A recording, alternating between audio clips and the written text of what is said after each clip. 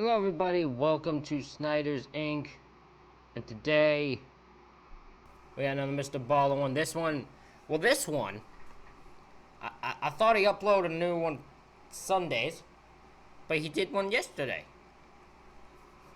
My ass didn't notice, so I'm gonna react to it today. This one is Ghost Won't Stop Until It Gets Revenge. Proof from Courtroom. What, they appear in the courtroom? Did they walk right into the courtroom and just start laying people out? That actually would have been amazing. Can you imagine that visual?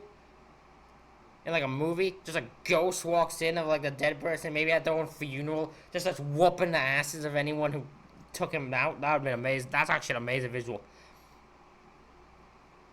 Anyways, we'll get right into this. Ladies and gentlemen, hit the like button, hit the subscribe button, comment, stake down below. Let's go. There are lots of paranormal stories floating around the internet. However, very few are credible. Today, we're going to look at one that is. But before we get into that story, if you're a fan of the strange, dark, and mysterious delivered in story format, then you've come to the right place because that's all we do, and we upload once a week. So, if that's of interest to you, please offer to make the like button a tuna sandwich, but instead of tuna, use a can of cat food. Also, please... Oh, that sounds terrible. Oh, that would be horrible. A cat food sandwich? Oh, that'd be terrible. Goddamn terrible. subscribe to our channel and turn on all notifications so you don't miss any of our weekly uploads. Okay, let's get into today's story. Alright, let's.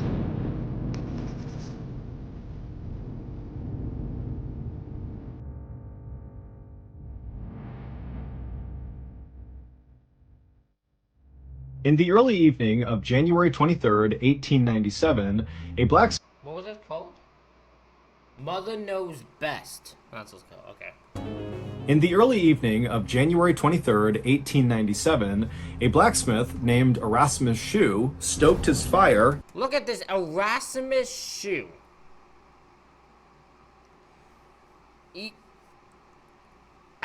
Okay, you have the weirdest name now I've ever heard. ...inside of his little shop in rural West Virginia, and then called out to his 11-year-old helper, who was in the back cleaning up. Erasmus had been planning to head home early that night. However, a last... I don't know if that's just a me thing with 11 person now and an 11-year-old helper, maybe, unless it's their own kid. It's just kind of weird to me. Maybe that's just a me thing, no. ...minute order for horseshoes had just come in, and so Erasmus knew that was not going to happen. He was going to have to work late. And so he was calling for his helper to send the helper to his home, Erasmus's home, to check on Erasmus's wife, Zona. He wanted to make sure that, one, Zona knew he would be late, and two, if Zona needed anything, the helper could go out and get it for her, or help around the house, or whatever she needed.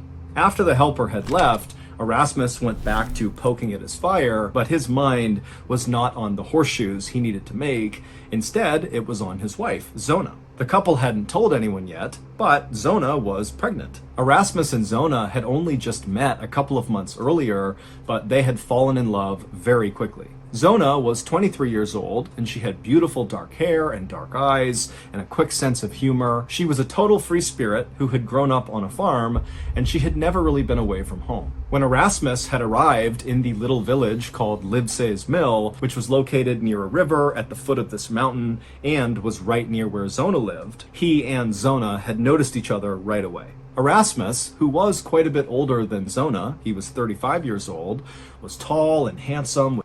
That is an age gap. That is an age gap, but I mean, they're both adults, so age gap doesn't really matter. With piercing blue eyes, and he had come to this little rural town to set up his blacksmith shop. And to Zona, he was like this amazing, new, exciting thing. Zona's... That's a weird way to look at him, dude, not gonna lie. Just the next new exciting toy? Is that how she saw him? Like, that's so weird. Again, my brain just thinks weirdly, but hearing that's off to me. Family, especially her mother, Mary Jane, did not approve. Mary Jane. Oh, you don't want to mess with someone named Mary Jane. It's called Mother Knows Best. You don't want to mess with someone called Mary Jane. Mary Jane, always. Mary Jane ain't got time for no bullshit. of the fact that Zona and Erasmus had begun seeing each other, mostly because Mary Jane didn't like the fact that Erasmus was so much older than Zona, but Zona was known for being incredibly stubborn, and she loved Erasmus, and so there was just no stopping her. So, okay, she's a grown adult. She's 20-something years old. Like, you can't really stop her. Unless you do the one story I heard recently where I think someone got, like, locked. The person was, like... a daughter refused to stop seeing someone. I think it's, like, way back in the day. And, like, the mother locked her in a room for, like, pretty much the rest of her life. I'm trying to remember the name of the person. I can't think of it. So, in November, just a couple of months after meeting each other, Zona and Erasmus got married and they moved into a little house together, and very quickly, Zona got pregnant. And both she and... It's the shoe home! It's the shoe home, everybody! Erasmus were so excited about this that they wanted to go around and tell people, but early on it was clear Zona had some complications with this pregnancy.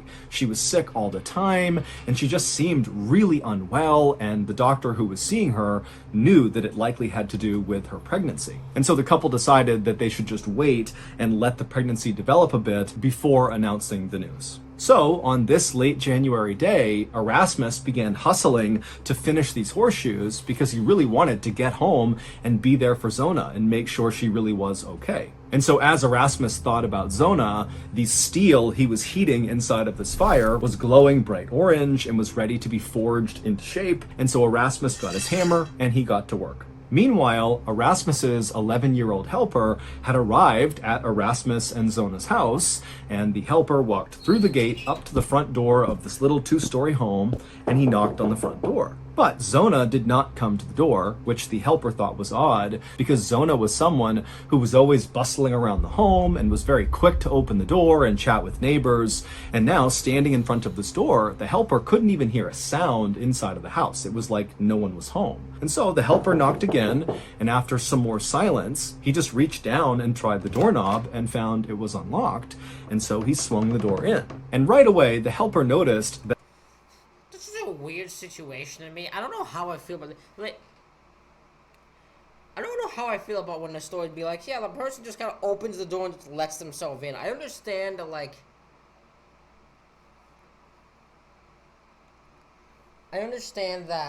in theory you want to make sure the person's okay, but, like, you could walk into situations with that happening.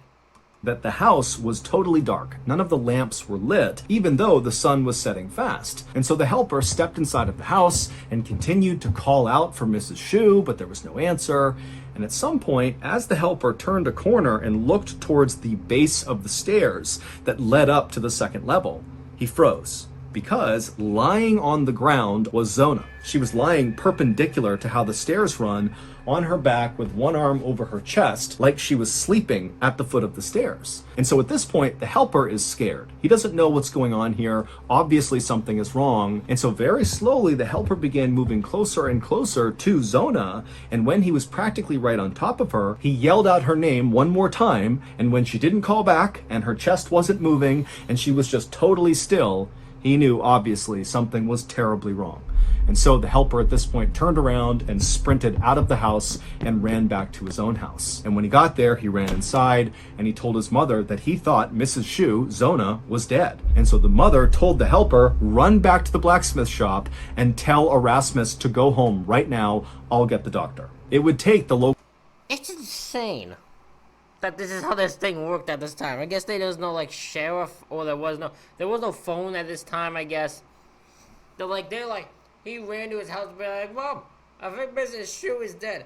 The woman's just like, well, go tell the freaking husband, I'll go get the doctor. Don't tell me shit. I don't need to know. Go tell the actual poor people. I'll go tell the doctor, you go tell the damn husband. Local doctor, the same one who had been treating Zona for her pregnancy complications, almost an hour to finally get to Zona's house. And when the doctor arrived, he found the 11-year-old helper and his mother and other neighbors kind of clustered around in the first floor of the home. And then when he went up to the second floor into the master bedroom, he found Erasmus, who by this point had returned, and he was sitting on his bed, and he had laid out his wife, Zona, so that she was on her back and her head was in his arms, and he was stroking her hair and rocking back and forth and crying. The doctor, of course, knew Zona and Erasmus very well because of how often he had been treating Zona for her pregnancy issues over these last few weeks, and so he felt a pit of sadness looking at this scene, but he knew he had to do his job, and so he gently walked over and he put his hand on Erasmus's shoulder, and he just said, I need to examine Zona's body. And Erasmus, at this point, he didn't even look up. He just continued to sob and rock back and forth while stroking her hair. Finally, the doctor kind of was a bit more forceful in asking Erasmus to step aside, at which point Erasmus did. He got out of the way and positioned Zona flat on the bed, and he made sure her hair was perfectly combed all around her neck. And then Erasmus knelt down right next to the bed and continued stroking his wife's hair and crying, while the doctor at this point kind of moved to the foot of the bed and began looking at Zona and beginning his examination. And the doctor would quickly confirm that yes, Zona was dead. And after looking at her pelvis and kind of moving her around, the doctor came to the conclusion that very likely Zona had passed away from pregnancy complications. Zona's funeral would be held the next day at the local cemetery at the top of this hilltop. And by this point, the word had gotten out that Zona had been pregnant when she died. And so during this funeral, everybody was staring at Erasmus, who was overcome with grief and crying so hard that he could barely catch his breath. And then right before they lowered Zona's casket into the ground, Erasmus made a point of putting his wife's favorite scarf into the coffin with her. He said his final goodbyes, he shut the casket, and then it was lowered into the ground. But while the mourners were obviously very moved by just how unbelievably grief-stricken Erasmus was, I mean, his whole family was wiped out in one blow, what really stood out to the people that attended that funeral was not Erasmus's reaction to his wife's death, but rather Zona's mother's reaction to Erasmus. During this funeral, Mary Jane, Zona's mother, didn't seem sad or grief-stricken or in any way reacting to the fact that her daughter had died. Instead, as the funeral went on, Mary Jane shamelessly glared at Erasmus with a look of pure hate and disgust on her face. I wonder if she knows something. Like, not knows what happened per se, but like she just feels it in her. Again, a mother's instinct, she just looks at him and goes, you had something to do with it, Erasmus. She could just sense it in her head. They're like, there's something more here. And then, after the funeral was over, all the mourners wanted to go up to Mary Jane and Erasmus to pay their final respects to the family, but Mary Jane ignored all these people and promptly left the funeral without saying a word to anyone.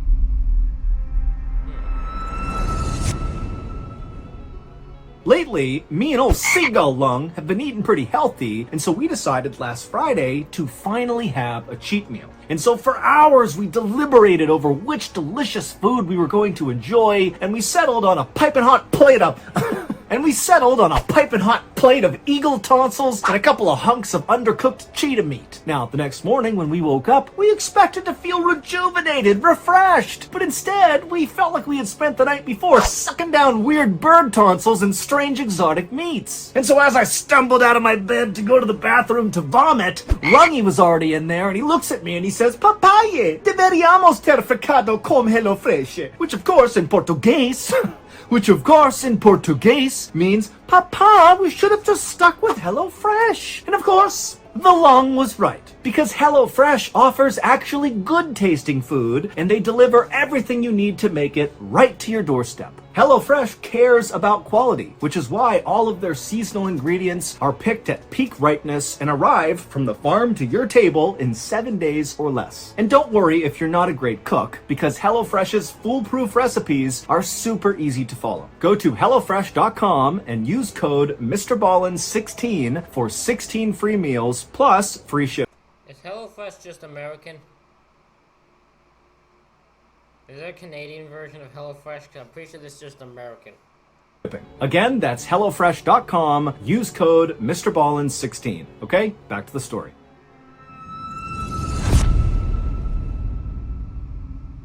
And in the days that followed Zona's funeral, Mary Jane's behavior only continued to get more and more bizarre. When neighbors would drop by Mary Jane's house to drop off food or just check in on her, Mary Jane refused to come to the door. Mary Jane basically began staying up all night. People would see there were candles lit in her bedroom at all hours, and they'd see her pacing around her room and then periodically kneeling on the ground and kind of staring off into the distance. And then on the rare occasion that Mary Jane actually left her house, she would look totally disheveled and distracted, and as she walked around town, she'd be mumbling under her breath and constantly looking over her shoulder like she was scared someone was following her. And when concerned neighbors...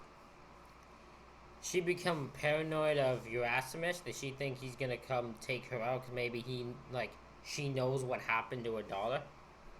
So she might be like completely paranoid.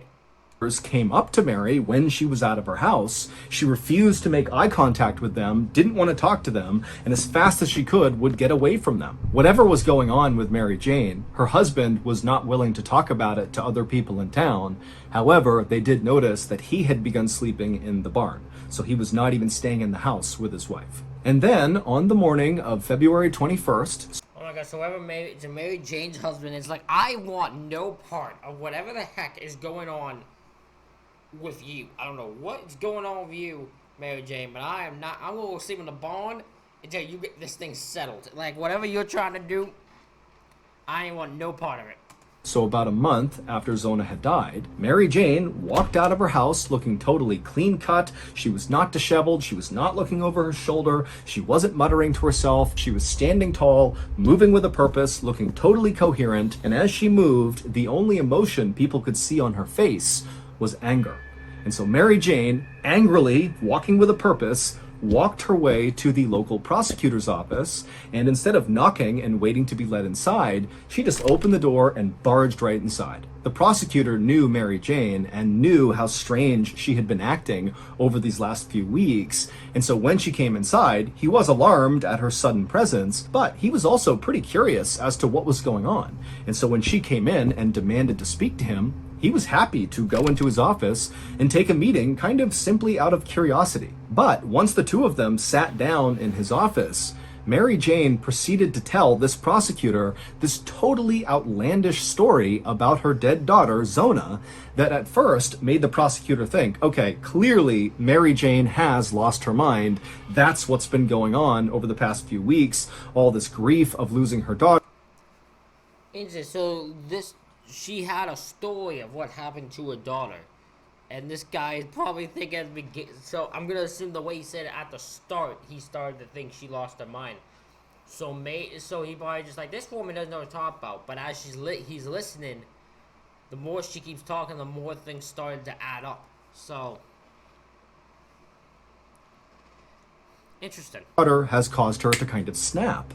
But by the end of these 2 hours that Mary Jane seemed to just be kind of rambling about this story about her daughter, the prosecutor started to realize that what she was saying kind of made a lot of sense, and his suspicions began to rise and rise. And so once Mary Jane was done telling this wild story about... I'm gonna assume this story involves Erasmus. Like, Erasmus was the reason he died. She died. Now, I just don't know if she has the proof, but by the way this is titled, I'm gonna assume she either saw her daughter's ghost, like in a dream, and she told her, or like again, I'm gonna assume that's what she's gonna say happened. Zona, the prosecutor was convinced that what Mary Jane was saying had to be true, and so he knew they needed to dig Zona up. And so after Mary Jane had left, the prosecutor ran to the local doctor's house, the same doctor who had been treating Zona and then also looked at her after she died. And the prosecutor would tell the doctor that, hey, we need to exhume Zona and you need to examine her again.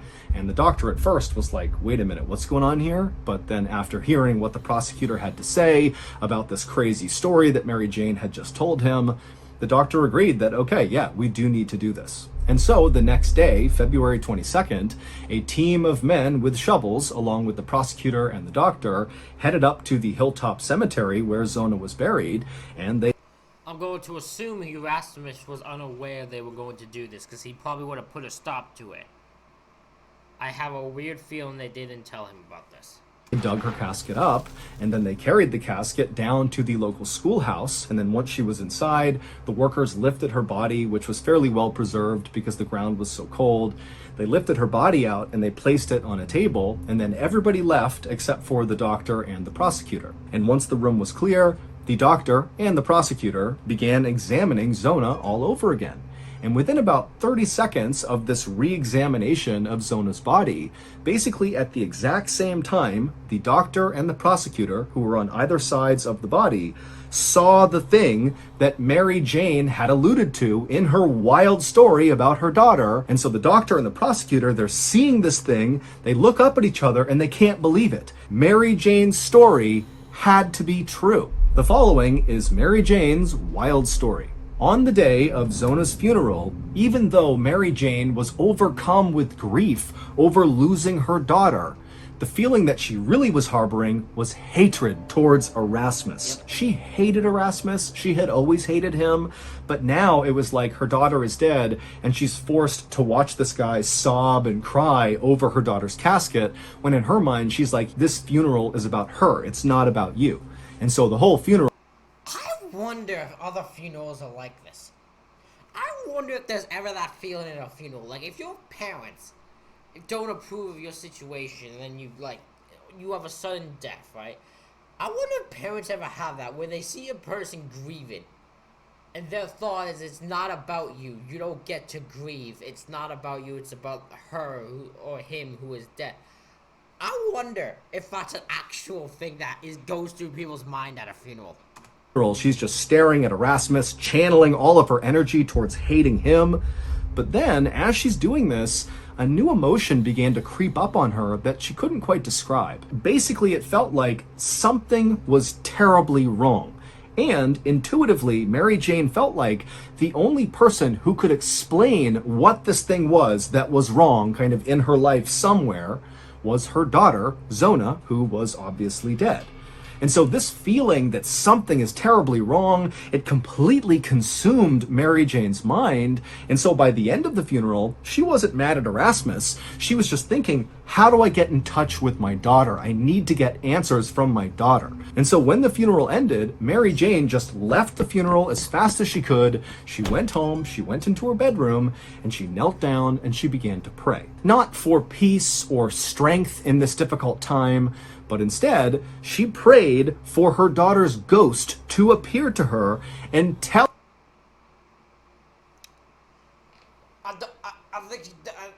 Listen, I ain't a religious man, but I think you're using prayer wrong. I don't think that's how praying works.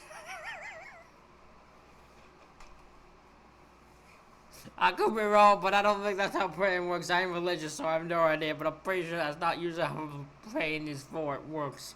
Tell her what was wrong. And for the next month, that is all Mary Jane did.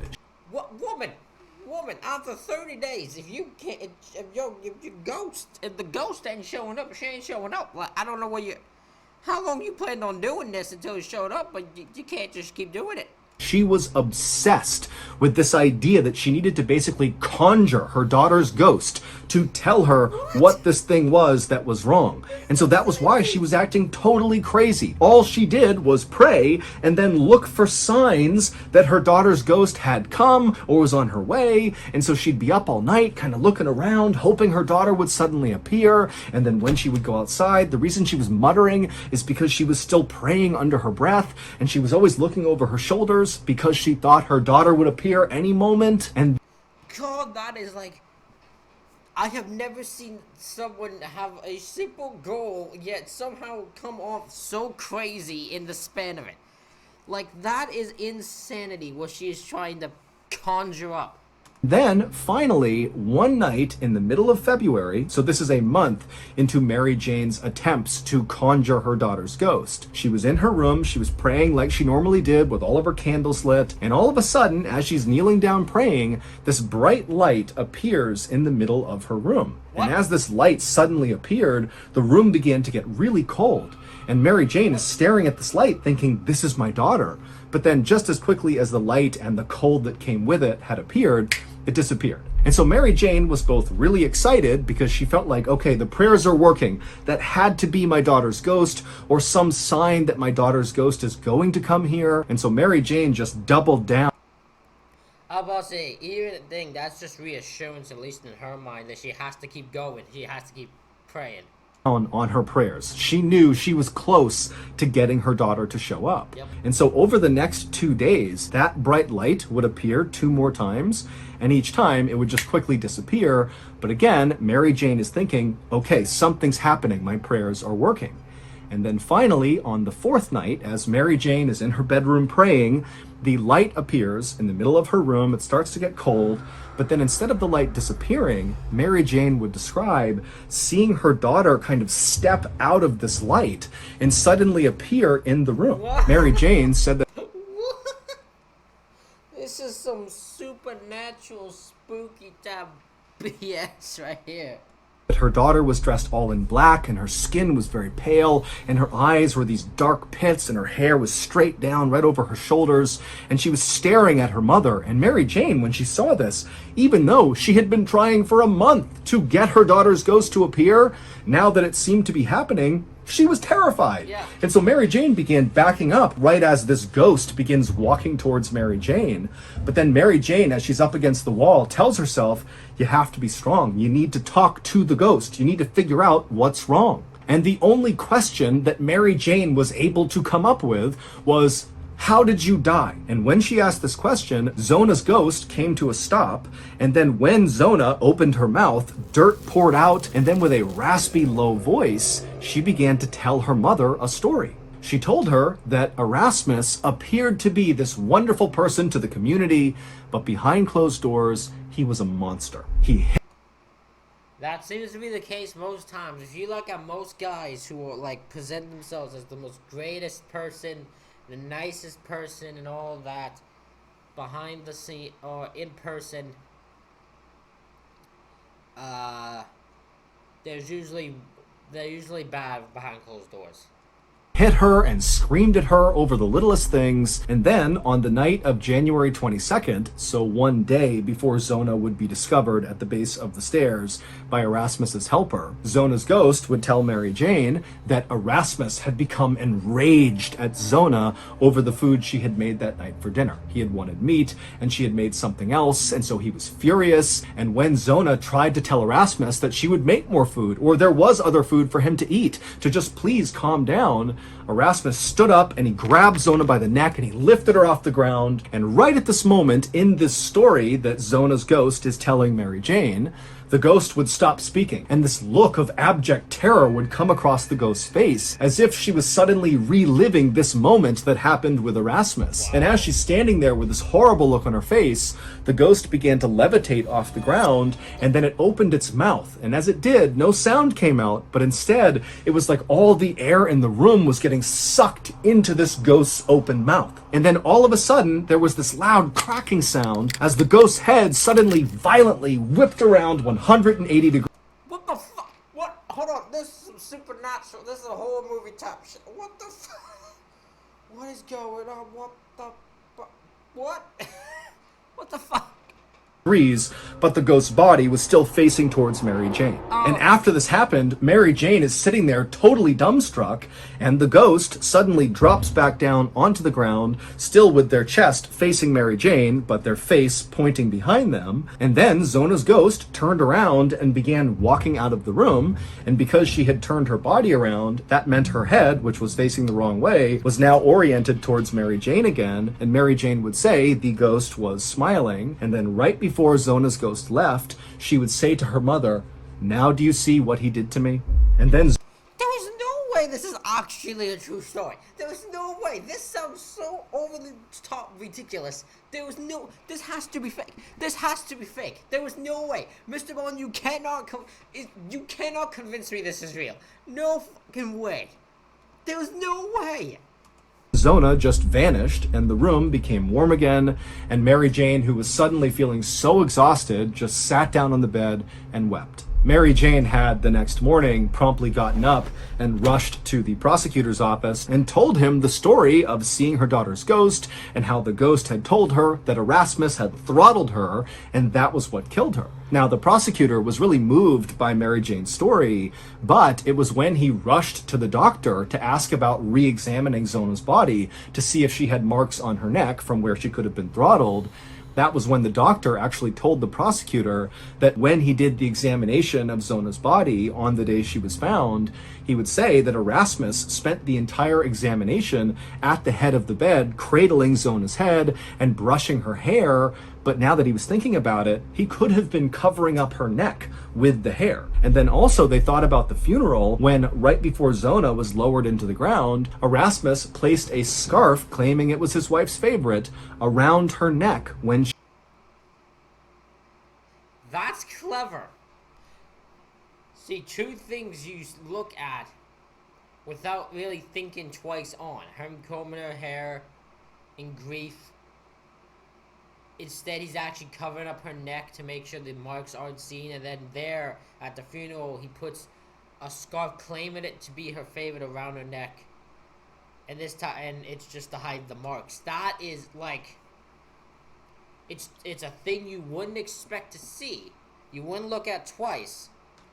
But maybe you should have. She was buried.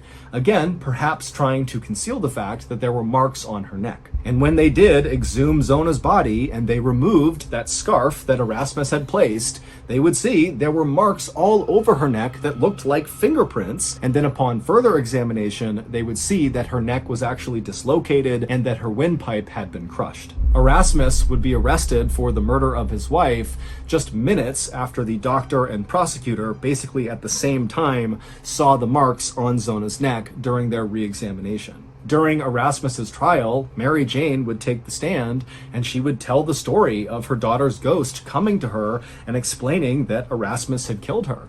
And the testimony was so compelling that the jury found Erasmus guilty, even though there was no... I am shocked. How? This has to be there was no way that would work these day and days.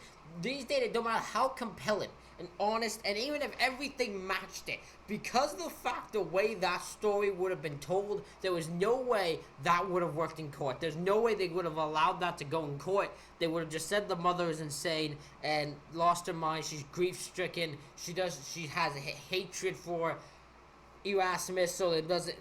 She's just trying to blame him. Like, she would come. There's no way this would work in court today.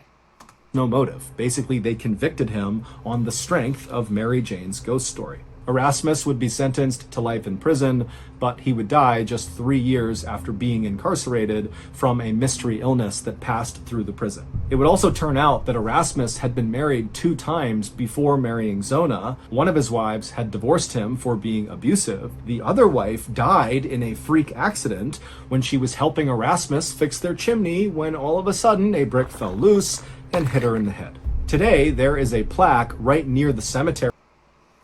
Ooh, so this guy might have done this before. Ooh.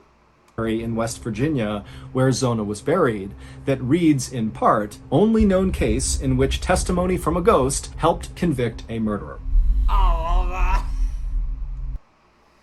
Intrigued in a nearby cemetery, Zona Hester Shoe. Her death in 1897 was presumed natural until her spirit appeared to her mother to describe how she was killed by her husband. Edward autopsy on the examined body verified the apparition's account. Edward, found guilty of murder, was sentenced to the state prison. Only known case in which testimony from ghosts helped convict a murderer. That is amazing. So that's going to do it. If you enjoyed today's story, be sure to check out our... Ladies and gentlemen, that is it for this reaction video. Let me know what you thought of this bizarre story in the comments. Hit the like button, hit the subscribe button. Thank you all for watching. I'll see you all for the next one.